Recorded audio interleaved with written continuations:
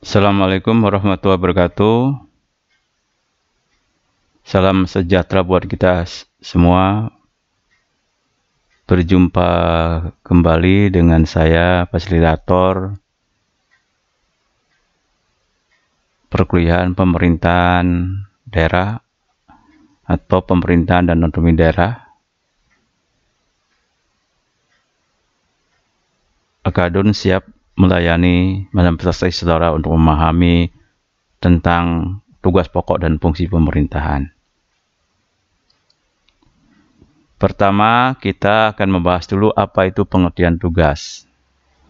Tugas pada dasarnya adalah yang wajib dikerjakan atau yang ditentukan untuk dilakukan, pekerjaan yang menjadi tanggung jawab seseorang, atau pekerjaan yang dibebankan. Itu pengertian pertama, pada dasarnya apa yang harus dikerjakan, apa yang harus dilakukan oleh apakah itu seseorang, apakah suatu kelompok, atau suatu badan, atau suatu institusi, atau suatu lembaga. Itu tugas. Pengertian yang kedua, tugas itu adalah suruhan, perintah untuk melakukan sesuatu. Dan yang pengertian tugas yang ketiga adalah fungsi dalam jabatan tertentu. Dan yang terakhir, tugas itu biasanya diartikan dengan fungsi yang boleh tidak dikerjakan. Nah, selain tugas, biasanya di dalam nomenklatur pemerintahan Indonesia, itu ada yang namanya tugas pokok dan fungsi yang biasa disingkat dengan tupoksi. Nah, salah satunya saya ambil dari Kementerian Keuangan ini. Ya, apa itu tupoksi? Adalah sasaran utama atau pekerjaan yang dibebankan kepada organisasi untuk dicapai dan dilakukan. Jadi, tupoksi itu adalah sasaran utama atau pekerjaan yang dibebankan kepada organisasi untuk dicapai atau dilakukan. Tupoksi ini merupakan salah satu kesatuan yang saling terkait antara tugas pokok, ya tugas pokok seperti tadi ya, dan fungsi. Dalam peraturan perundangan tentang organisasi dan tata kerja, suatu kementerian negara atau lembaga sering disebutkan bahwa suatu organisasi ya, menyelenggarakan fungsi-fungsi dalam rangka melaksanakan sebuah tugas pokok. Jadi sebenarnya ada tugas pokok tertentu, apa yang harus dikerjakan, apa yang dilakukan, apa yang harus dicapai. Nah, untuk menjalankan tadi apa yang harus dicapai, apa yang harus dikerjakan, itu harus ada fungsi-fungsinya. Sebagai contoh, lihat Peraturan Menteri Keuangan Nomor 184 PMK .01 2010 tentang organisasi dan tata kerja Kementerian Keuangan. Coba lihat. Dan ada mungkin yang terbaru. Nah, di samping pengertian tugas, ada tugas pokok dan fungsi, ada juga pengertian tentang tugas umum pemerintah. Nah, biasanya ini merujuk kepada tugas umum pemerintah itu merujuk apa yang dilakukan oleh Kementerian Dalam Negeri, atau biasanya lebih khusus lagi oleh Direktur Jenderal Pemerintahan Umum. Apa itu tugas umum pemerintahan itu? Pertama, bagaimana memfasilitasi kerjasama antar daerah. Bagaimana memfasilitasi kerjasama daerah dengan pihak ketiga. Pihak ketiga itu bisa saja pihak swasta, baik dalam maupun luar negeri. Lalu juga bagaimana mengkoordinasikan dengan instansi vertikal di daerah. Nah, ini lalu juga pencegahan dan penanggulangan bencana. Yang kelima adalah pengelolaan kawasan khusus. Nah, seperti kita tahu ada kawasan-kawasan khusus ya. Misalnya ada kawasan industri seperti di Batam, kawasan khusus otoritas Cilacap yang mengelola penjara gitu ya.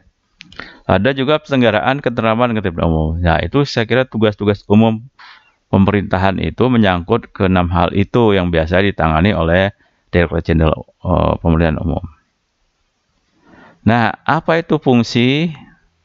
Nah, fungsi adalah suatu bentuk hubungan matematis yang menyatakan hubungan ketergantungan fungsional antara satu unsur dengan unsur yang lain. Misalnya F Y sama dengan X plus 2 gitu. Itu kan fungsi ya.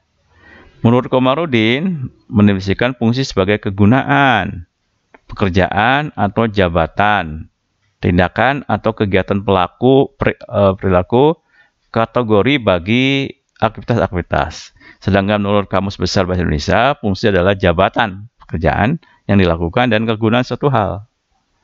Pekerjaan dan pola perilaku yang diharapkan dari seorang dalam manajemen dan ditentukan berdasarkan status yang ada pada dirinya. Nah, ini juga ada seperti itu. Jadi, fungsi itu ada jabatan ya.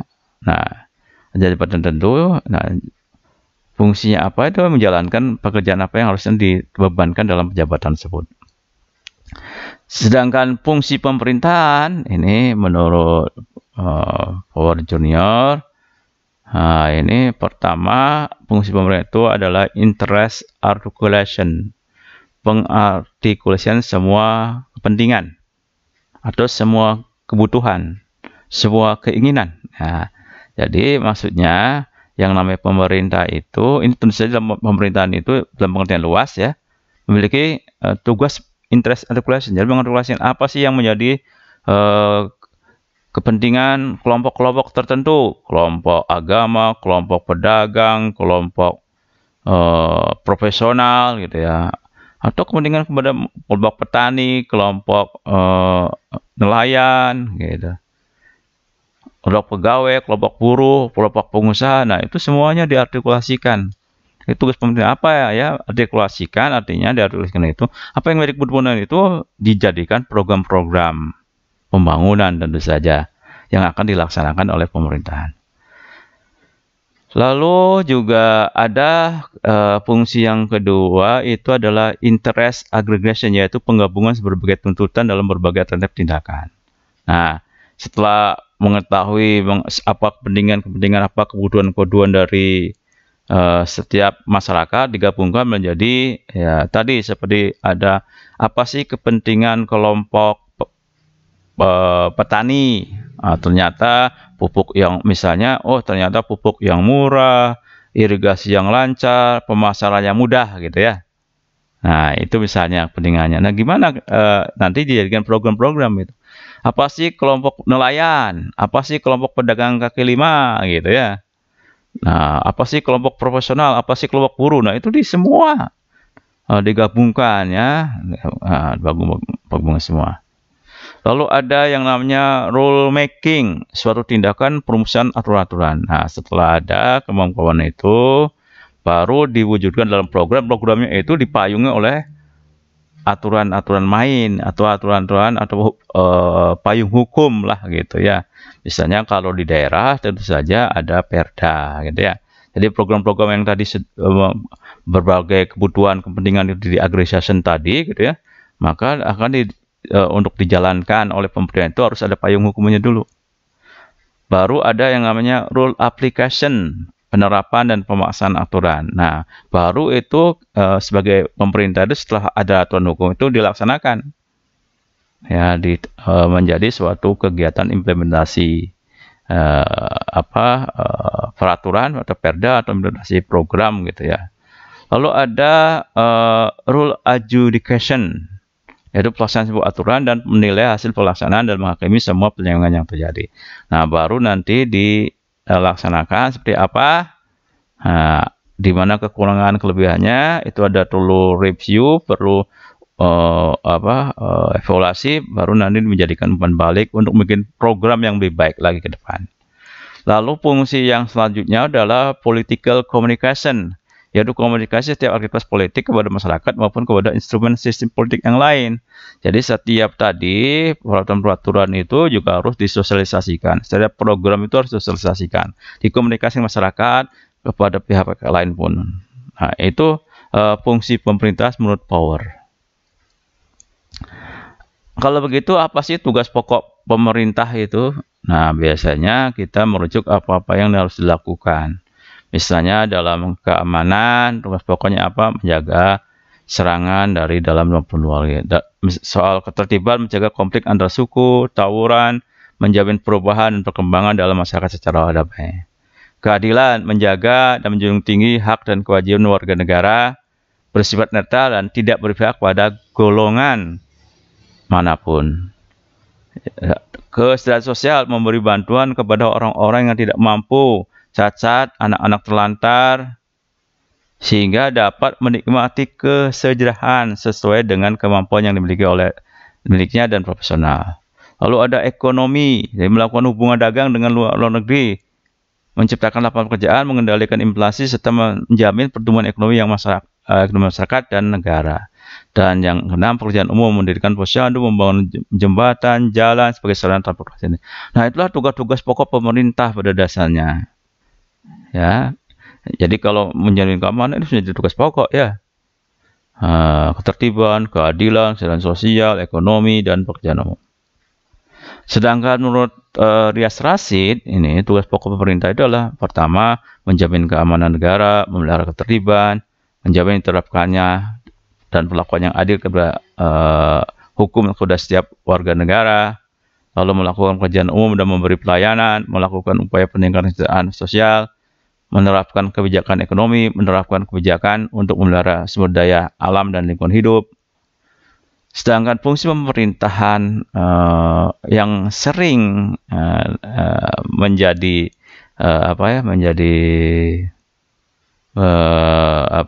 tren gitu yang biasa dilakukan dari pemerintahan itu ada fungsi pengaturan, fungsi pelayanan, fungsi pemberdayaan dan pembangunan. Mungkin inilah yang akan kita bahas ya. Sedangkan menurut Osborne dan Gabler itu fungsi pemerintahan itu membuat kebijakan, pengaturan, delivery service dan pengendalian. Jadi ada ini tugas-tugas misalnya. Saya kira kalau di Ramu itu pada dasarnya nanti akan yang baik, misalnya ada pembuatan kebijakan dan pengaturan, ada delivery service atau ada pengendalian. Nah, pada dasarnya kalau disingkat ya semuanya adalah pelayanan publik, pemberian pelayanan. Baik kebijakan, pengaturan, pengendalian, pembangunan itu juga pelayanan dalam rangka pelayanan kepada masyarakat. Pengendalian juga sangat penting pada saat ini. Jadi inilah tugas-tugas pemerintah. Bahkan kalau menurut Osborne dan Gabler ini ada yang fungsi-fungsi pemerintah ada yang dilakukan sendiri dan ada yang harus dikerjakan oleh pihak lain.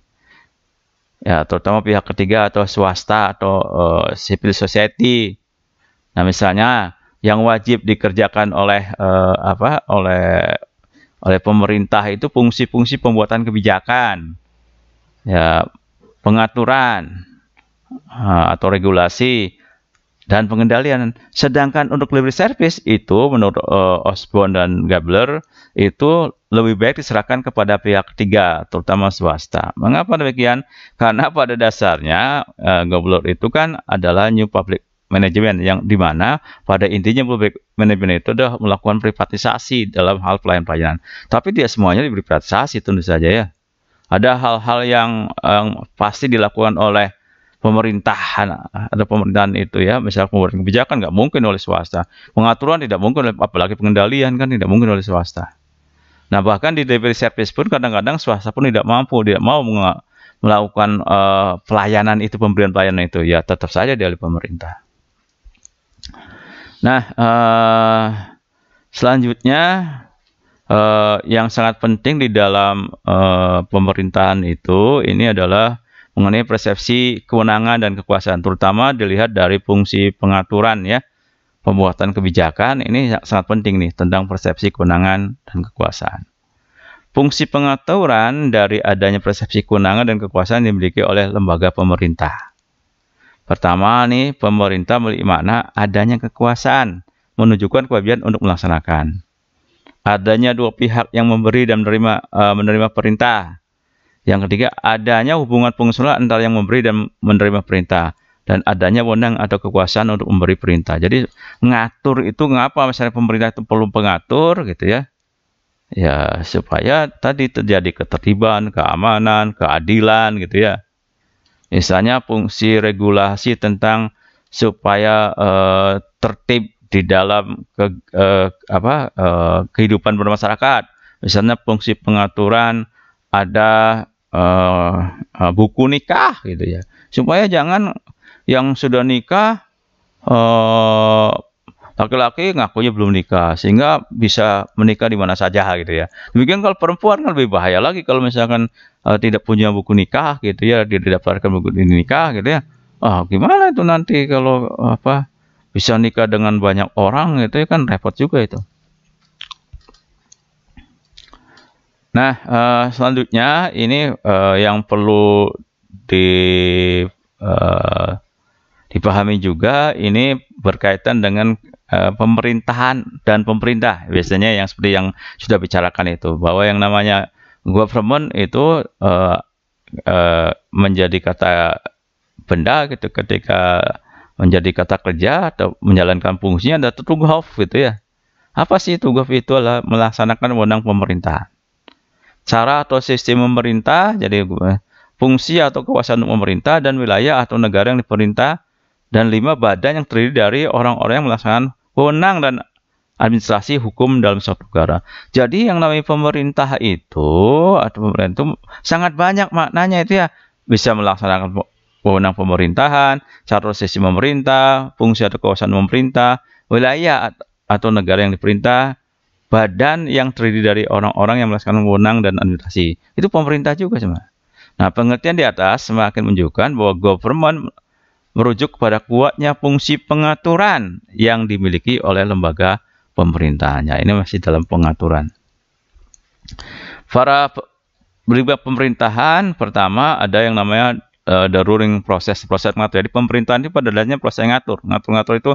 Jadi kenapa kalau ada orang yang katakan harus jadi pamong saja, ya nggak mungkin juga ya.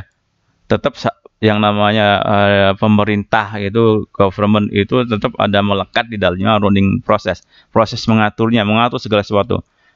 Dan kalau dalam teori hukum ada teori Kapstok, dari semua peraturan hukum yang ada, aturan-aturan main yang ada di dalam organisasi manapun harus merujuk kepada aturan main yang dibuat oleh negara gitu. Itulah teori Kapstok.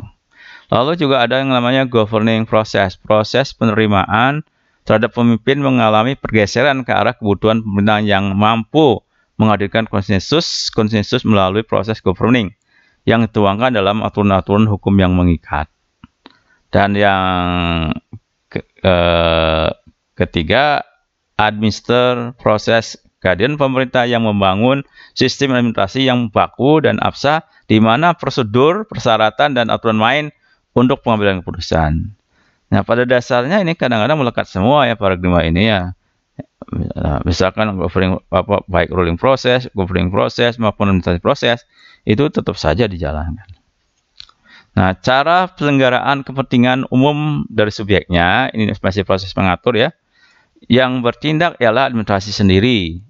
Yang bertindak ialah subjek hukum, badan hukum lain yang tidak termasuk administrasi negara, dan yang mempunyai hubungan istimewa atau hubungan biasa dengan pemerintah. Yang bertindak ialah subjek hukum lain yang tidak termasuk administrasi negara dan yang menjalankan pekerjaannya berdasarkan suatu konsensi atau berdasarkan suatu izin yang diberi oleh pemerintah. Yang bertindak ialah subjek hukum lain yang tidak termasuk administrasi negara dan yang lain diberi subsidi pemerintah, misalnya subsidi untuk sekolah-sekolah swasta. Jadi ini semuanya juga menjadi cara menyelenggarakan tadi secara aturan tadi ya. Yang pertama ini yang bertindak adalah subjek hukum dan hukum lain yang tidak termasuk administrasi negara dan mempunyai hubungan istimewa atau hubungan biasa dengan pemerintah. Ya bisa swasta gitu. Tapi ada juga pihak-pihak yayasan gitu yang diberi danai oleh pemerintah untuk menjalankan fungsi-fungsi pemerintahan. Misalnya ada sekolah-sekolah swasta atau PTS-PTS. Itu juga termasuk juga di dalam cara menjalankan kepentingan umum itu bukan hanya oleh pemerintah saja sebenarnya aturannya itu. Yang ketiga, yang bertindak ialah pemerintah bersama-sama dengan suatu subjek hukum lain atau beberapa subjek hukum lain yang tidak termasuk administrasi negara dan kedua belah pihak itu tergabung dalam suatu bentuk kerjasama tertentu yang diatur oleh hukum.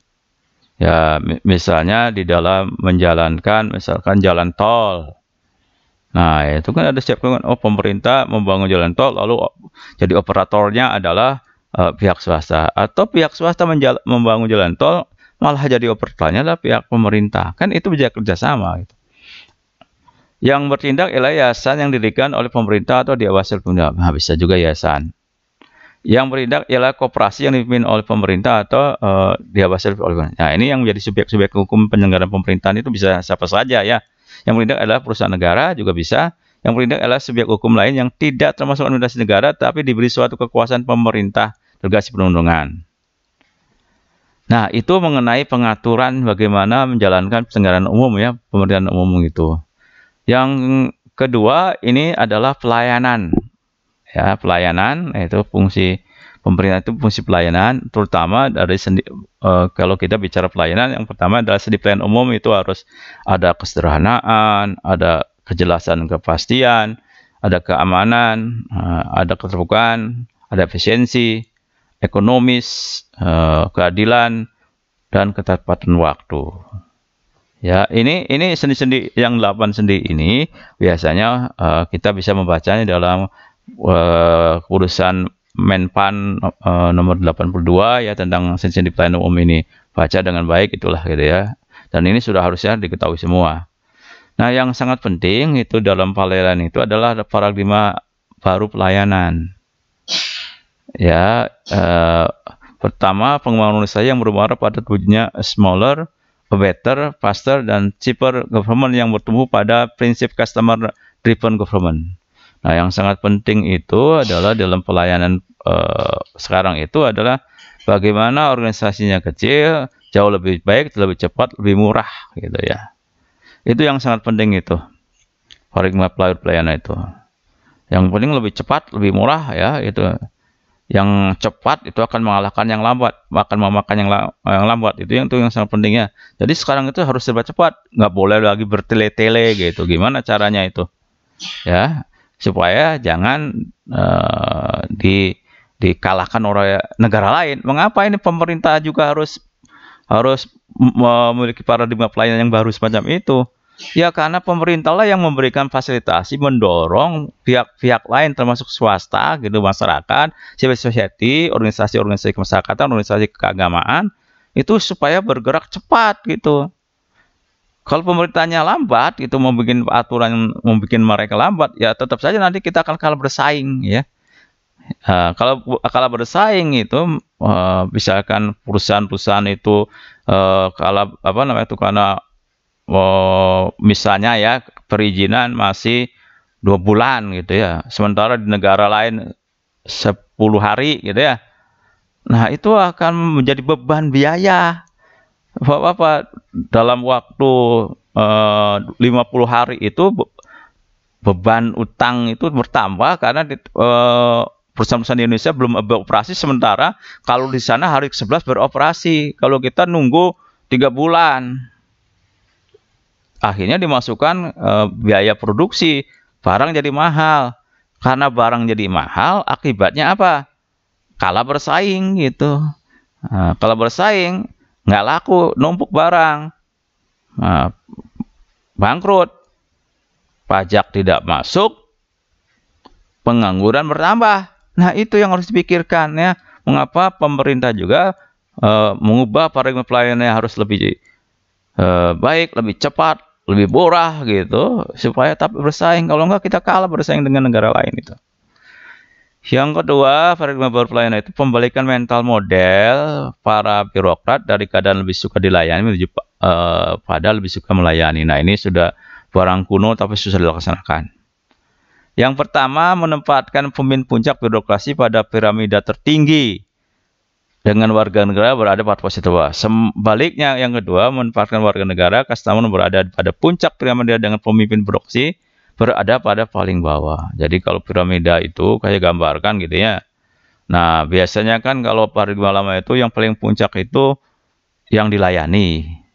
Nah, itu ya. Artinya rakyat yang di bawah itu melayani, katakanlah kalau di itu staf pelaksana gitu. Pelaksana melayani eselon 4 atau sekarang subkoordinator gitu ya oleh pemerintah. Lalu nanti ke eselon 3 atau koordinator gitu. Baru nanti pejabat eselon 2, eselon 1, baru nanti pejabat politik, apakah itu menteri, ya, apakah itu presiden gitu ya. Nah, sekarang harusnya piramida kebalik itu, dibalik itu gitu.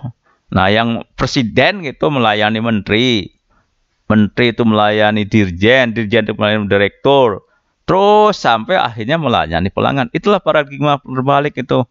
Baru pelayanan semacam itu harusnya mindsetnya seperti itu berubah gitu ya. Nah, selanjutnya yang perlu diperhatikan dalam pelayanan gitu adalah relatif terbatasnya perhatian manajemen pelayanan. Instansi pemerintah pada umumnya menyelenggarakan kegiatan yang bersifat monopoli sehingga tidak terdapat iklim kompetisi di dalamnya. Padahal tanpa kompetisi tidak akan terjadi efisiensi dan peningkatan kualitas. Nah ini ya, merasa mau syukur juga nggak apa-apa. Kamu mau mendapat pelayanannya, tunggu dong. Kamu kan yang saya atur itu, nggak bisa lagi gitu. Nanti tadi di awal tadi, nanti kita kalah berkompetisi. Yang kompetisi itu sangat menentukan itu adalah pemerintah dalam produksi barang dan jasa itu ya. Nantinya itu.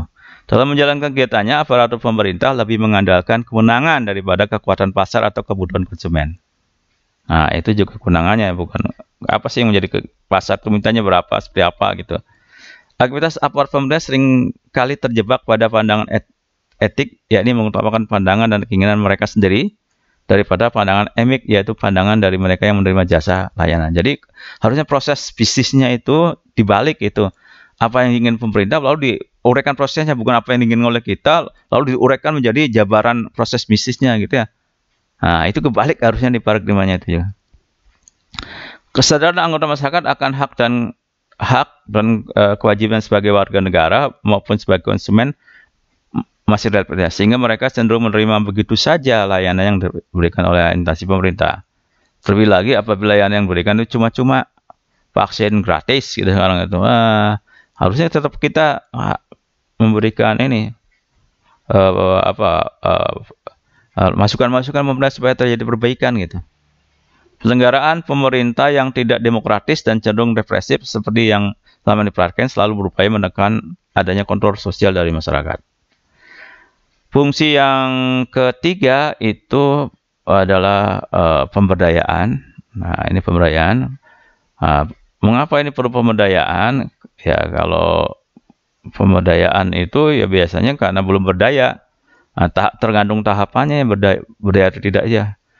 Jadi tidak selamanya orang yang diberdayakan itu tidak bisa apa-apa. Bisa saja misalnya sudah bisa membaca, tapi belum bisa menulis, berhitung, tapi belum bisa bagaimana memiliki keterampilan hidup. Nah, diberdayakan dari situ. Sudah memiliki keterampilan hidup, tapi tidak mampu memasarkan, tidak mempunyai peluang usaha, ya diberi peluang usaha gitu. Tidak punya modal, diberikan modal. Jadi tidak selamanya harus dari nol ya, pemberdayaan itu. Pemberdayaan bermakna ke dalam kepada masyarakat yang berarti sebagai usaha untuk mentransformasi kesejahteraan rakyat, sekaligus mendekatkan masyarakat terhadap akses untuk perbaikan kehidupan mereka.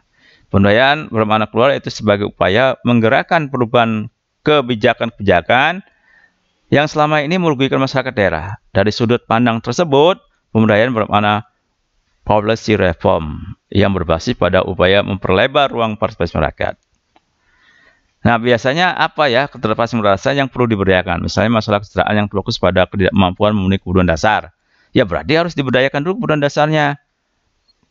Akses pendidikan, akses kesehatan, akses pangan, akses sandang pangan. Kalau nggak mau ya diberdayakan itu dikasih itu. Lalu masalah akses sumber daya. Nah, baik akses sumber daya modal gitu ya. Akses ke pasar, akses ke ke pengetahuan gitu ya, bisa saja itu. Lalu kesadaran masyarakat cenderung mengidentikan kesadaran yang mereka miliki berkaitan dengan nasib. Nah, ini masalah kemiskinan budaya ya. Ya perlu yang diberdayakan adalah bagaimana supaya memecahkan masalah ini gitu ya. Bahwa ada sikap perilaku masyarakat bahwa nerimo gitu, bahwa memang bahwa saya sudah ditakdirkan dari sononya itu miskin, mengapa harus berubah? Nggak perlu berubah gitu. Nah, itu yang harus perlu disadarkan, diberdayakan juga. Partisipasi rendahnya masyarakat miskin berpartisipasi dalam pembuatan kebijakan. Nah, padahal ya karena apa miskin? Biasanya miskin ya miskin pengetahuan, miskin kemampuan gitu ya. Nanti berpartisipasinya susah gitu, apalagi dalam kebijakan. Wah, apa yang dilakukan nggak tahu gitu. Nah, Nah, tapi minimal bagaimana caranya supaya bisa dibudayakan juga. Lalu kapasitas kontrol, proses kontrol dan pengendalian proses penyelenggaraan pemerintahan, kekuasaan dan berbagai relasi yang ada yang kuat. Nah, apalagi kalau sudah ini ya, bagaimana mau ngontrol dia sendiri dia bisa apa-apa. Model pembangunan partisipatif dengan pemberdayaan masyarakat. Pada model pemberdayaan masyarakat tidak hanya aktif beroperasi dalam proses pemilikan program, perencanaan pelaksanaan, tetapi juga harus mengelola dana pelaksanaan program dimaksud. Dalam model partisipasi keterlibatan masyarakat, hanya sebatas pada perencanaan pelaksanaan, sedangkan pemerintah tetap menguasai dana dalam rangka mendukung pelaksanaan program. Nah, oleh karena itu, kalau untuk proses pemberdayaan ini, proses partisipasi ini, kita harus kadang-kadang kita harus memakai Faulo-Freire atau Schumacher. Nah, pendapat Faulo itu berinti pada suatu metodologi consensus atau kesadaran, yaitu suatu proses belajar untuk melihat kontradiksi sosial, ekonomi, dan politik yang ada dalam suatu masyarakat dan menyusun cara untuk menghilangkan kondisi yang opresif di dalam masyarakat. Pemberdayaan bukan hanya sekedar memberi kesempatan ke masyarakat untuk menggunakan sumber daya alam dan dana pembangunan saja, tetapi lebih dari itu, pemberdayaan merupakan cara untuk mendorong masyarakat untuk mencari upaya menciptakan kebebasan dari struktur-struktur yang opresif. Pemberdayaan berarti berpartisipasi dalam masalah politik. Jadi pemberdayaan itu kalau menurut Faulo-Freire kepada partisipasi politik yang sangat penting. Kalau bagaimana tidak bisa tadi mengakses kebijakan, berpartisipasi dalam membuat program gitu, ya mungkin kan tidak bisa ngapa-ngapain gitu ya. Programnya dibikin orang lain. Nah, karena itu programnya dia kalau mau gitu menurut Faulo-Freire itu dibangun oleh mereka sendiri. Sesuai dengan kebutuhan mereka sendiri, sesuai dengan kemampuan sendiri, sesuai dengan metodologi mereka sendiri gitu ya. Sedangkan menurut Schumacher pendapat bahwa manusia memiliki kemauan untuk membangun diri mereka sendiri, tanpa mengharuskan lebih dahulu menghilangkan ketimpangan struktural yang ada dalam masyarakat. Nah, kalau Faulo-Freire itu harus dibabat dulu struktur ya. Tadi misalkan kebijakan-kebijakan yang perlu didorong untuk bisa berpihak pada masyarakat. Nah, tapi kalau Faulo-Freire itu tidak perlu, mereka juga bisa ngikuti sendiri. Nah, strategi yang paling tepat untuk mendorong masyarakat adalah memberi kail daripada ikan. Dengan demikian mereka akan dapat lebih mandiri. Jika kita menggunakan pendekatan Freire, maka akan berbenturan dengan kepentingan elit politik. Sementara pendekatan Schumacher tidak akan berarti apa-apa jika tidak memperoleh dukungan pelaku politik. Versi pemberdayaan apapun yang kita pilih dibutuhkan dosis politik untuk menjadi obat yang ampuh bagi penyakit masyarakat. Nah, selanjutnya adalah berkaitan dengan tugas-tugas pembangunan. Nah, mulai dari pembangunan ekonomi, ya, politik, sosial, budaya, itu kan itu semua. Tugas fungsi pemerintah yang terakhir adalah pembangunan. Walaupun tadi saya katakan ini termasuk dalam sistem pelayanan juga ya, fungsi pelayanan. Pembangunan ekonomi pertama sebagai upaya terencana, program sistematik dan kajian dalam rangka peningkatan kesejahteraan dan mutu hidup seluruh warga masyarakat. Pada gilirannya, pembangunan ekonomi yang berhasil akan berakibat positif pada kehidupan masyarakat, berbangsa dan negara. Apa peran lembaga pemerintah dalam pembangunan tersebut? Ya, ada peran regulatif. Pemerintah memperluas pengawasannya terhadap pembangunan ekonomi, terutama ketika ekonomi memasuki keadaan komersial dan industrialisasi. Jadi hanya regulasi saja nih pemerintah itu kalau dalam pembangunan ekonomi itu. Campur tangan pemerintah termasuk di dalam suplai uang kredit, harga dan tingkat kepentingan, upah dan jam kerja, rente dan laba, impor dan ekspor, itu sangat penting juga diregulasi semacam itu. Jadi tidak bisa lepas pemerintah itu ya. Lalu peran pemerintah lagi dalam pembangunan ini adalah distributif. Pemerintah memainkan peranan yang penting di dalam mendistribusikan keuntungan secara langsung lewat pembayaran transfer dan cara lainnya. Uang pemerintah yang diperoleh perpajakan disebutkan kepada individu dan kelompok dalam masyarakat dengan polanya yang tidak merata. Nah, itu jadi kalau rakyat miskin ya dikasih kartu kes supaya bisa mengakses pendidikan. Perlu ya BLT, bantuan tunai langsung gitu, atau bantuan semacam itu. Ya untuk tadi, bila perlu juga ada bantuan sekarang itu kan ikan, telur, supaya otaknya cerdas, gizinya baik kan gitu. Ya, walaupun jangan dikorupsi tentu saja ya. Di beberapa negara pun yang maju juga begitu ya, ada bantuan susu, ada bantuan keju, ada bantuan gula pasir, terigu gitu ya, supaya tetap mereka bisa memenuhi kebutuhan dasarnya gitu ya, kepada orang-orang miskin semacam itu. Itulah yang namanya distributif.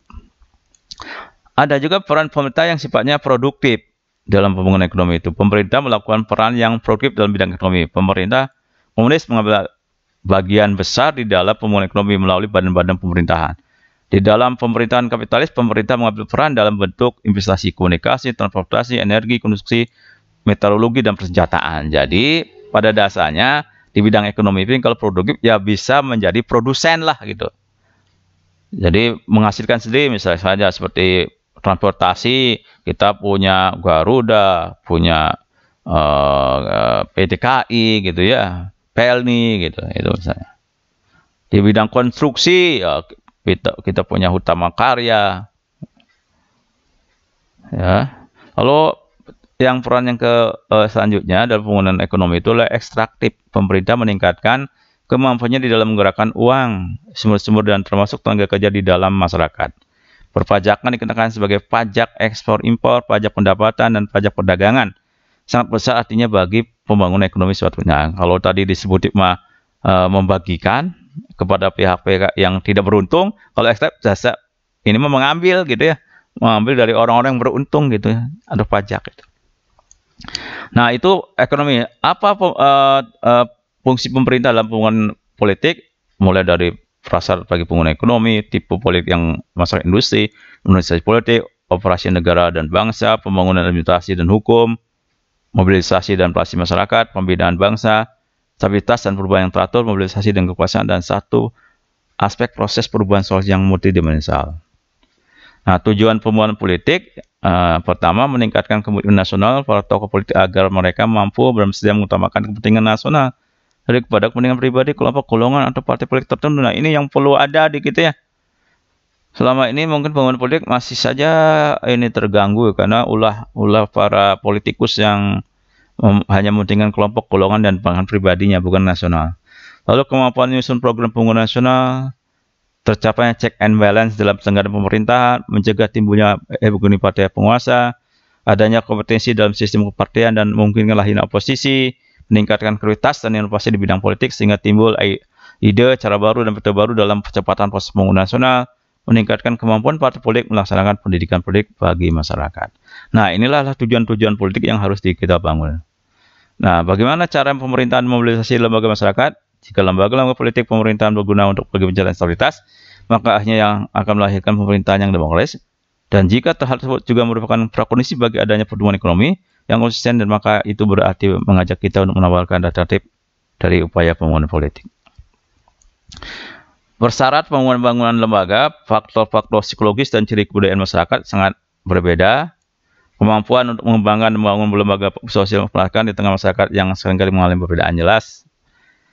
Nah, itulah saya kira yang bisa saya sampaikan pada kesempatan kali ini mengenai fungsi pemerintahan, mulai dari fungsi pengaturan, fungsi pelayanan, fungsi pemberdayaan, dan fungsi pembangunan. Saya kira bisa yang saya sampaikan. Terima kasih. Assalamualaikum warahmatullahi wabarakatuh.